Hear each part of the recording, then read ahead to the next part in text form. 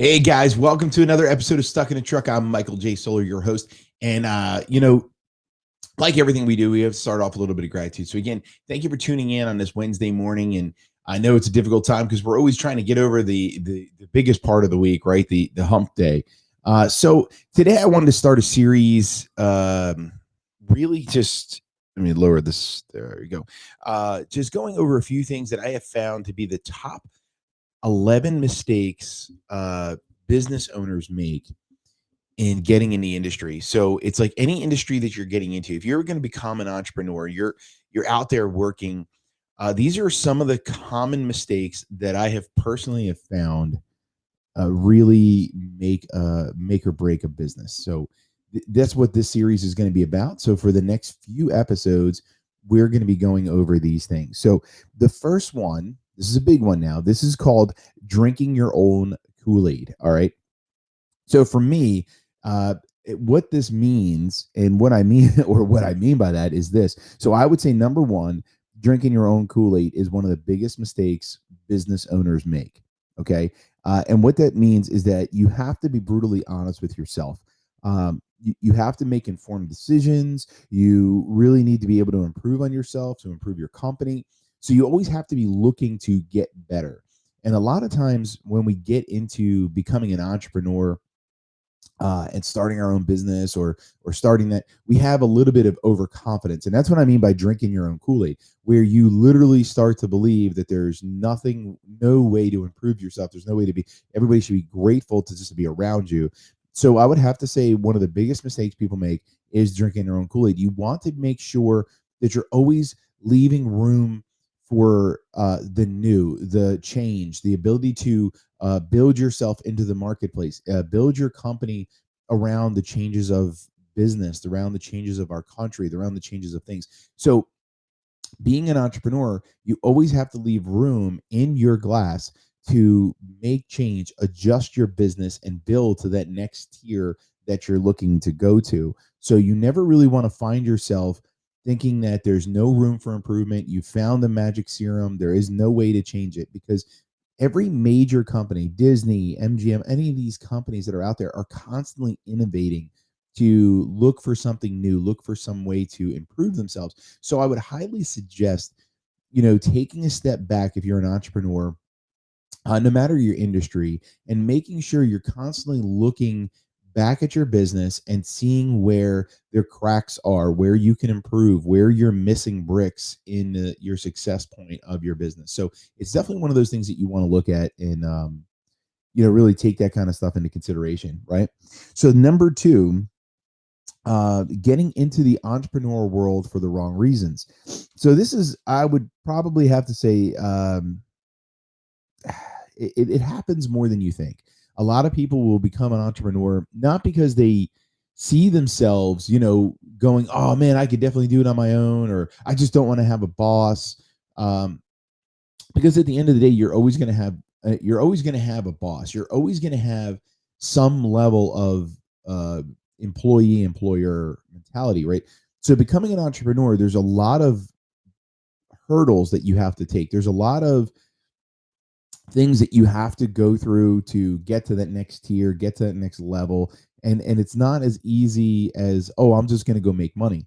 A lot of people have jobs and they start a side hustle. And the thing is that they think that, oh yeah, I'm an entrepreneur because I have a side business or something like that. Well, the truth be told is it's really just, side money. It's not really being an entrepreneur that we're referring to, because the people that go all in, and even the people that are doing it as a side hustle that become, their main focus, you want to make sure you're doing it all for the right reasons, because you're going to be met with many, many, many roadblocks.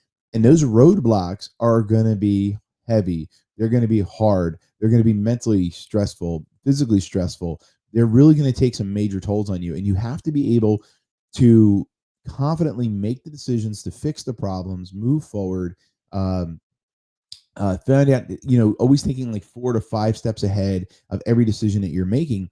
And that's because of the fact that it's a very difficult process, and there's really nobody there to help you a lot of times. There's ways of looking at other businesses and trying to replicate. I mean, that's the thing, is that there's really no new knowledge. It's really just repackaged. So But when you get into business for the wrong reasons, you tend to hit those roadblocks and either quit, completely change, lose focus. And that's why you want to make sure that when you're going into business, you keep your core drive in place so you can get to that next level. So you really want to zone in and put that together. All right. Now, number 3, not keeping your eye on your bank balance. All right, this is a huge one. All right, so a lot of people will go into business and they literally just drive up debt. They or actually what they'll literally just go, I need to take a loan, and they start living and working in a debt process. So it's a constant, I'm in debt, I'm in debt, I'm in debt, I'm in debt. So you definitely don't want to do that. You want to have your bills organized. You want to have yourself budgeted out for months. So as the money starts to come in, as you start to make your sales, you're not working off of your income. You're working off of what I like to call the spigot. So you should have a barrel of money, right? This is what I want you to picture, is you should have like a giant barrel of money, okay? And the money that you're allowed to spend monthly in your budget for improvements, for expansion, for marketing, for all that is coming out of the spigot at the bottom of this barrel. And your job is to make sure that you're constantly filling that barrel with money. That money is constantly getting put into that barrel. And if the money is constantly getting put into the barrel, your spigot never runs dry, right? Sometimes the water might flow a little bit faster. Sometimes the water might be a little bit slower, which is telling you have to work a little bit harder. But if you work your way right, you'll never have that difficult time. Your stresses will be less. Your difficulties will be less, because that's really what it's coming down to.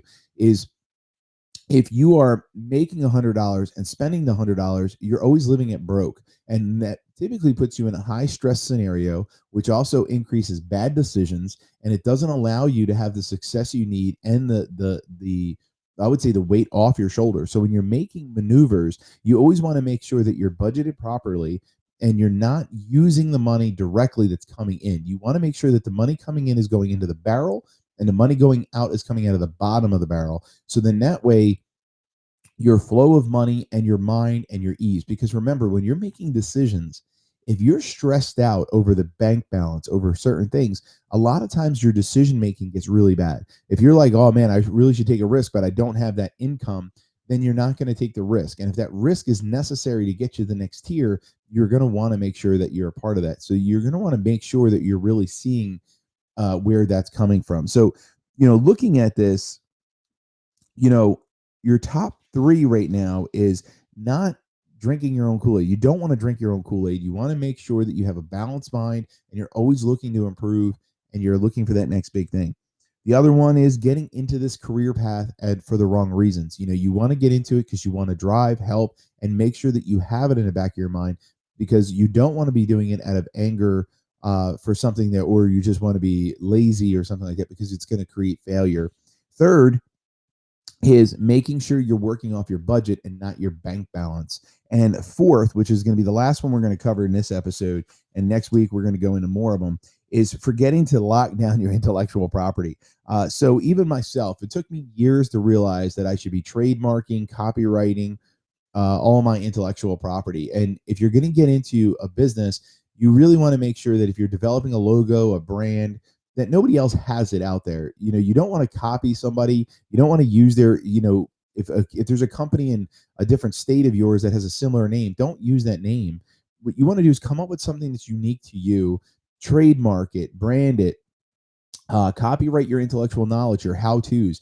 And when you're developing each step, you're going to want to write those steps down as bullet points. So as you continue your career growth and your business growth, you can have another business opportunity down the road. So if you create your human resources of policy, procedures, uniformity, how to do whatever your system is, you want to document those and then have them copywritten, and then your logo's trademarked and everything like that. And the reason for that is you want to be mindful of where you're going and what you're building. So when you're really doing that kind of stuff, you don't want to have to go back, because now all of a sudden it's going to cost you more to trademark. It's going to cost you more time to figure out what you were doing. So each step of the way, make sure you're documenting, make sure you're putting that in place, that you want to have that future reference point. So I always recommend that you get a 3-ring binder. every step of the way that you do it, the way you're running your business, you put in chapters in that binder. And that way, when you go back, you can easily copyright it every so many months. You can make sure it's up to par where it's supposed to be. You protect yourself as you continue to grow. Because when you got to remember, as Darren Hardy talks about in the compound effect, is every baby step that you're taking is going to accumulate into a bigger step down the road. So if you stay organized in the beginning and take your time and putting everything in place as you grow, when you are grown and you are bigger, when you turn around and need that stuff there, it's already there. So when you want to franchise, you want to duplicate, you want to open your second location, it's not that difficult of a task. So I hope these 4 steps today got something in you. I hope you take this information and use it. And next week, we're going to continue down because there's a total of 11 different big mistakes that people make getting into entrepreneurship. So I really want you to focus in on those 4 for this week. Think about those things and put the steps in place that you're going to need to get to that next level. Or get started, because you always want to be protecting yourself. You want to be building for yourself, and you want to make sure that you are not losing track of what you're doing and where you've been. So to all of our success, let's get out there, have some fun, enjoy the rest of the week, and put the steps in place that we are going to need to become successful together. We'll see you next week for another episode of Stuck in a Truck. Thank you, guys.